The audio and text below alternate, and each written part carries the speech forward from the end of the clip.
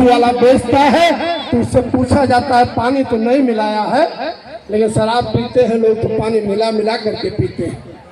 ये हालत होती है आपकी, इसलिए सचेत हो जाओ साथियों। आप लोग अपने घरों में, हमारी माताएं बहनें बैठी हैं, इनसे कहना चाहते हैं कि संभाल लीजिए परिवारों को, और बहुत बड़ी जिम्मेदारी आपके ऊपर है।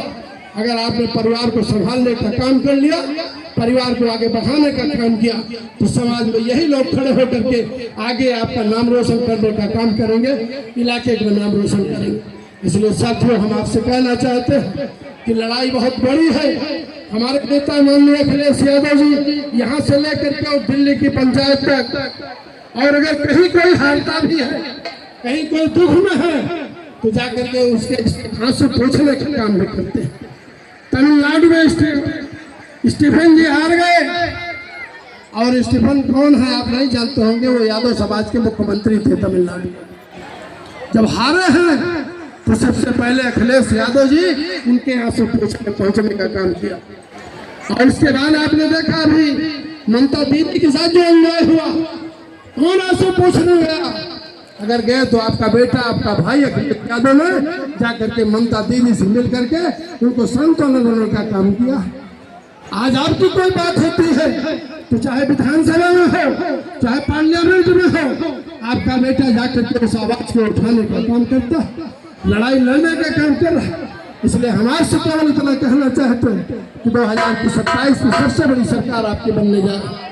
आपने देखा था कि यहाँ से लेकर के चाहे सुल्तानपुर हो, चाहे आपका गोंडा हो, चाहे आपका बाराबंकी हो, चाहे अम्बेडकर नगर हो, चाहे गाजीपुर हो, चाहे बनारस तक स्वर्गीय बाबू मोती सेन यादव जी रहते थे। लाल झंडे की अगुवाई में उन्होंने लड़ाइयों को लड़ने का काम किया, और जिस तरीके की उन्होंने लड़ाई लड़ा है, वैसा सिपाही और ऐसा सपूत अब कोई दूसरा नहीं पैदा हो सकता है। हम लोग उनके बेटे हैं, ये हमारा बेटा खड़ा है, अंकुर भी खड़े हैं। हम आपसे कहना चाहते हैं कि जो लड़ाइयाँ उन्होंने लड़ दी, उस लड़ाई को हम भी नहीं लड़ पा रहे हैं, लेकिन इतना जरूर कहेंगे कि उसी रास्ते पर चल करके आपकी खिदमत और आपकी हिफाजत करने का काम हम जरूर करेंगे। ये भरोसा हम आपको दिलाना चाहते हैं, ये आपको विश्वास दिलाना चाहते हैं। इसलिए साथियों, 2027 की लड़ाई महत्वपूर्ण है। हमारे नेता अखिलेश यादव जी की सरकार को आपको बनाना है। आप चौराहे पर बैठिए, चाहे जहां बैठिए, लेकिन अपने फेसबुक और व्हाट्सएप को संभालने का काम करिएगा। कोई कमेंट इस तरीके का नहीं होना चाहिए जिससे लोगों के बीच में गलत संदेश जाए। अगर आप सही मायने में खिदमत करना चाहते हो और सरकार बनाना चाहते हो, अखिलेश जी को मुख्यमंत्री देखना चाहते हो, हजारों लाखों लोगों को जो बेरोजगार हैं उनको नौकरी दिलाना चाहते हो, किसानों को हक दिलाना चाहते हो, माताओं बहनों की आमदनी बचाना चाहते हो, तो हम आपसे क्या इतना कहना चाहते हैं कि चौराहे पर बाहें बटोरना बंद करो, गांव-गांव चले जाइए, पासी समाज के, बढ़ई समाज के, लोहार समाज के, कुम्हार समाज के सारे लोगों के एक एक दो दो परिवारों को जोड़ने का काम करिए। कोई माई का लाल पैदा नहीं हुआ है तो उसका इसलिए साथी आप सबको हम धन्यवाद देते हुए, दादाजी हमारे खड़े हैं, धुलई दादा, इनका शुक्रिया अदा करते हैं। नहीं, और हमारे साथी भाई उमाशंकर जी हैं, ये अजय भाई हैं, यही है, गुजरात में रहते हैं। अच्छा काम किया इन्होंने, मेहनत किया है, आगे बहुत से काम करेंगे भी और अपने कारोबार को भी आगे बढ़ाएंगे। हम उनको धन्यवाद देते हैं, दादाजी को धन्यवाद देते हुए अपने बात को समाप्त करते हैं। आप सबका शुक्रिया, बहुत बहुत धन्यवाद, बहुत बहुत शुक्रिया। क्या बात है, क्षमा करिएगा, जिंदाबाद जिंदाबाद। हमारे नौजवानों के नेता, हमारे ब्लॉक प्रमुख थोड़ा मिसिंग के नाते पहले उनको बोलना था, बड़े भैया को बोलवा दिए, लेकिन नौजवान को सुनना चाहता है और हवा नौजवानों की चलाना चाहते हैं। इसलिए हम चाहते हैं कि हमारे ब्लॉक प्रमुख श्री अंकुर सेन यादव जी अपने विचार रखें। माननीय अंकुर सेन, बहुत बहुत धन्यवाद कहना चाहूँगा अजय चाचा जी आप। और इधर भी अजय यादव जी है, इधर भी अजय यादव जी है। आपका भी बहुत बहुत धन्यवाद करते हैं कि आपने इतने शानदार मेले का और कार्यक्रम का जो है आयोजन किया। और जो हमारी दोनों सांस्कृतिक टीम जो हमारे पीछे बैठी हुई है, पाल जी की टीम और आपकी टीम में, दोनों लोगों का बहुत बहुत वंदन करता हूँ। आप काफी देर से हमारे लोगों को एंटरटेन करने का काम कर रहे हैं, उनका मनोरंजन करने का काम कर रहे हैं। तो आप सभी को भी बहुत बहुत धन्यवाद, क्योंकि एक यादवों की सभा है, एक यादव समाज का मेला है। तो मैं कुछ बातें यादव इतिहास से भी जुड़ी यहाँ पे कहना चाहता हूँ और याद भी दिलाना चाहता हूँ। आप सभी जैसा कि जानते हैं कि यादव वंश एक वंश नहीं है। मैं ये मानता हूँ कि यदुवंश को सिर्फ एक वंश कहना कहीं ना कहीं उसकी बेइज्जती है। यादव वंश अपने आप में एक संस्कृति है, और इस संस्कृति का जो जुड़ाव है वो आज के जमाने से नहीं है।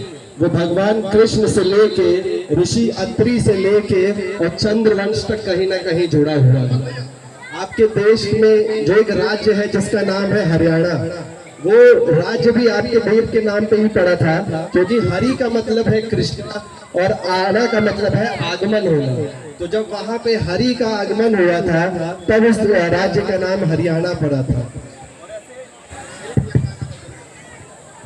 और ऐसे प्राचीन काल में भी आपके जो यादव पूर्वज थे, उन्होंने कई सारे ऐतिहासिक काम करने के काम किए थे। जो आपके दक्षिण भारत में कई सारे प्राचीन मंदिर हैं, उनका भी निर्माण यादवों ने ही किया था। जो आज आपकी ये हिंदू सभा वाली जो सरकार है, जो ये कहती है कि यादवों से हिंदू जो धर्म को खतरा है, यादव मुस्लिम के साथ मिलकर उसको मिटाने का काम कर रहा है, तो मैं उनको याद दिलाना चाहता हूँ कि जब आप लोग यहाँ पे थे भी नहीं, तब यादवों ही वहाँ पे प्राचीन मंदिरों का जो है निर्माण करने का काम किया था और अपने जो है संस्कृति को और अपने धर्म को आगे बढ़ाने का काम किया था। लेकिन वो सिर्फ संस्कृति और धर्म तक ही नहीं था। एक जमाना था जब आप जानते होंगे कि विक्रमशिला जो आपकी यूनिवर्सिटी थी, जो पुराने जमाने की यूनिवर्सिटी थी, विश्वविद्यालय था, और जो नालंदा विश्वविद्यालय था, उसके भी अगर जो निर्माण में बहुत सारा यादवों ने बहुत सारा योगदान किया था और लगातार दिन रात मेहनत करके उस विश्वविद्यालय को बनाने का काम किया था, ताकि हमारे देश और हमारे समाज के लोग शिक्षित हो सके। और उस शिक्षा प्राप्त करने के बाद हमारे जितने भी युवा साथी थे, हमारे जितने भी उस जमाने के लोग थे, वो लोग ना ही सिर्फ अर्थशास्त्र में बल्कि वो विज्ञान में, गणित में, और जो तमाम विषयों का आप नाम ले लो, उन सभी विषय में वो लोग कहीं ना कहीं आगे रहते थे और हर जगह अपने देश का नाम रोशन करने का काम करते थे। 1962 की आप लड़ाई उठाकर देख लीजिए। 1962 की जो लड़ाई जो आपकी चाइना से हुई थी, उसमें हरियाणा के 120 बहादुरों ने चाइनीज सेना के 1300 सैनिकों को गिरा दिया था और उनको मार डालने का काम किया था। और उस 2 दिन तक वो लड़ाई चलती रही, लेकिन वो 120 जो आपके सैनिक थे, जो 120 आपके यादव सिपाही थे, वो 1300 चाइनीज सिपाही पे कहीं ना कहीं भारी पड़े। इस युद्ध पे उन्होंने विराम डालने का काम किया। और आज भी आप वहाँ पे जब जाओगे तो रिजांगला में वहाँ पे उन 120 बहादुरों की कब्र बनाई गई है, ताकि आप उनको हमेशा वहाँ जाके उनको जो इज्जत है वो आप दे सको और उनका सम्मान लगातार कर सको। उनकी याद में वो वहाँ पे रिजांगला में 16,000 फीट की ऊंचाई पे वो बनाई गई। और बहुत सारी लड़ाइयां लगातार लड़ी गई हैं, ऐसा नहीं है। जैसा कि अभी आपको मेरे पिताजी ने बताया कि जब अंग्रेज यहाँ से गए तो उन्होंने कई सारे काले अंग्रेज या हिंदुस्तानी अंग्रेज, जिन्हें मैं कहता हूँ, वो यहाँ छोड़ करके चले गए थे। लेकिन उन हिंदुस्तानी अंग्रेजों से भी लड़ाई लड़ने के लिए इस देश में बहुत सारे लोगों ने जन्म लिया, और उनमें से एक थे स्वर्गीय नेताजी मुलायम सिंह यादव जी, और एक आपके घर के बेटे, आपके घर के नेता यहाँ के जो थे स्वर्गीय बाबूजी मित्रसेन यादव जी। और उन सब के साथ आपने मिलके उन लोगों ने ना ही सिर्फ पिछड़ों का बल्कि दलितों का, जिनका लगातार शोषण हो रहा था या कहीं ना कहीं उनका जो है पीड़ित किया जा रहा था, उनको प्रताड़ित किया जा रहा था, लगातार उनको दबाया जा रहा था, उन सब के लिए उन्होंने आवाज उठाते हुए लड़ाई लड़ने का काम किया और उन सबको काले अंग्रेजों से और जो हिंदुस्तानी अंग्रेज थे उनसे आजादी दिलाने का काम किया। और आप सभी ने उनके साथ लड़के, उनके साथ लगातार आवाज उठाते हुए यहाँ से लेके दिल्ली तक झंडा गाड़ने का काम किया था और अपने समाज को और अपने देश को आगे बढ़ाने का काम किया था।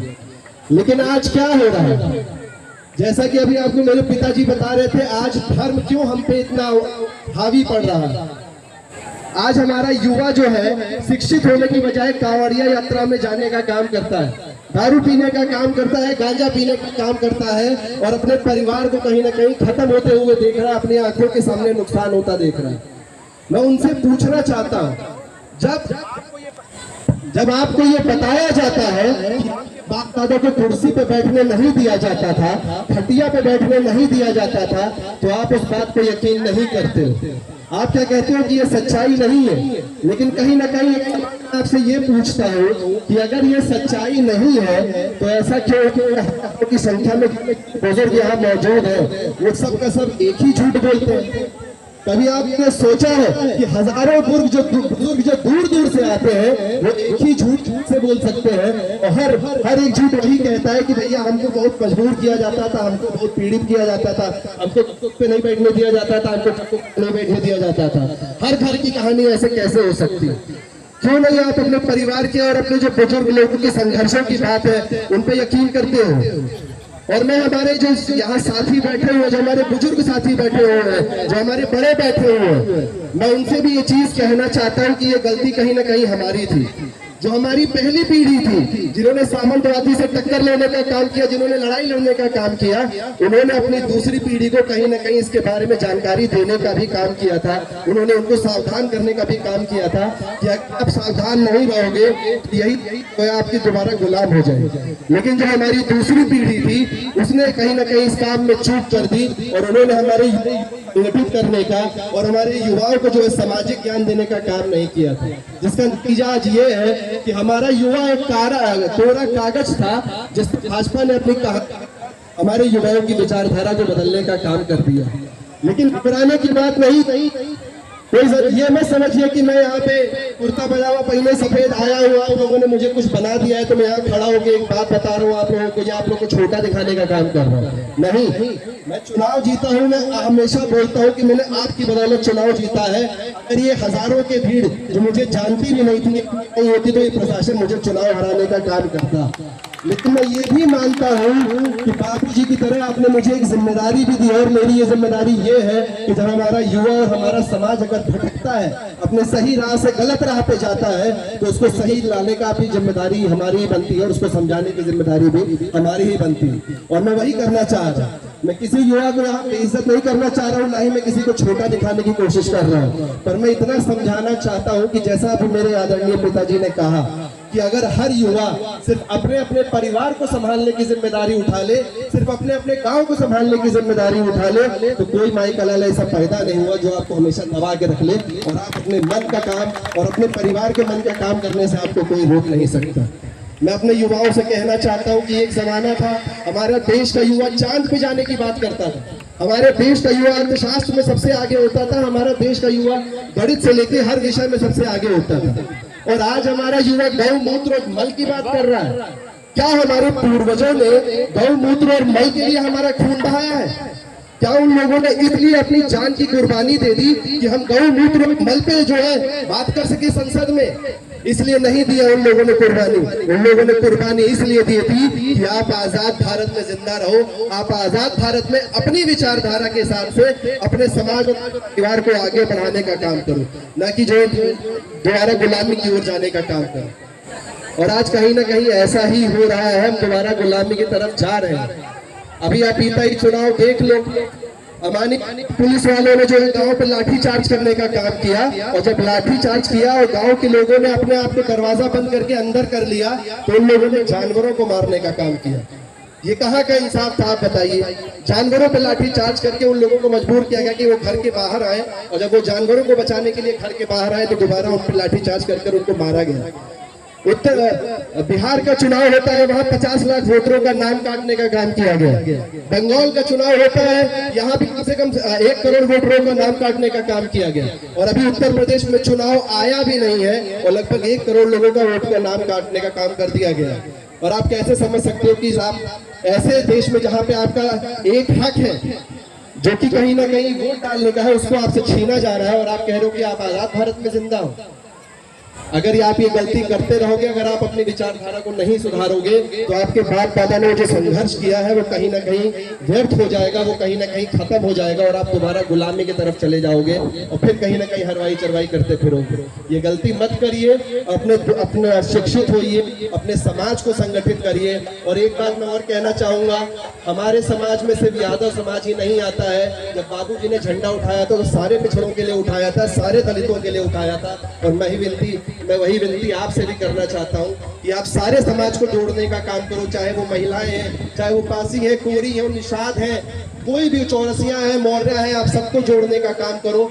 ये मत कहो कि भैया यहाँ जाने की जरूरत नहीं है, ये वोट नहीं देते। मैं ये कहता हूँ वो वोट नहीं देते हैं तो वहीं जाने की जरूरत है और उनको जोड़ने की जरूरत है। और जब आप उनको जोड़ोगे तभी आपका संगठन कहीं ना कहीं मजबूत होगा और अपने संगठन को मजबूत करके ही आप अपने समाज को मजबूत रख सकते हो, अपने देश को मजबूत रख सकते हो और अपने हक और अधिकार की लड़ाई लड़ सकते हो। इन्हीं शब्दों के साथ मैं अपनी बात को खत्म करता हूँ। शिक्षित होइए और संगठन